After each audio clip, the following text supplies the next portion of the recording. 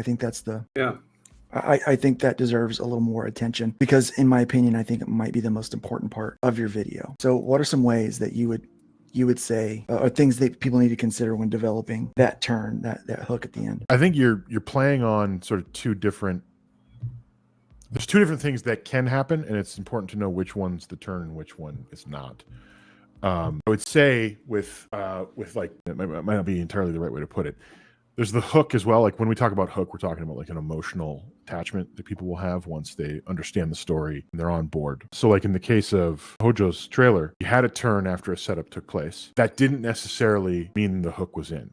Because I think what still needed to happen then was the story, and that's what you moved to. You moved to like what's going on, and that needs to happen as well. So I mentioned that because I could see people making the mistake of thinking that just having that turn was enough, and it's not. Like you got to have the follow-up of what's going on in the story and get people emotionally connected to it.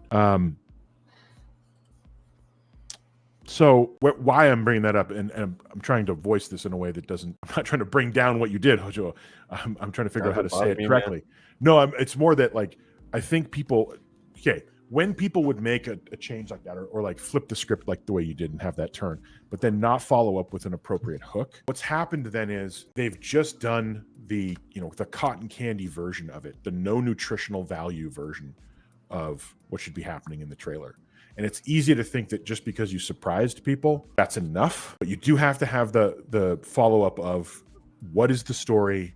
Why do they care? How does it connect to them emotionally to get the hook in? But that can happen, the turn can happen in that as well.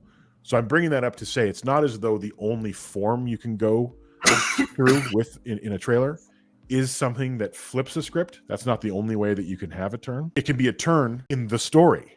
So if you set the story up and people understand it, so, call it the paper bag princess, right? So what's the setup?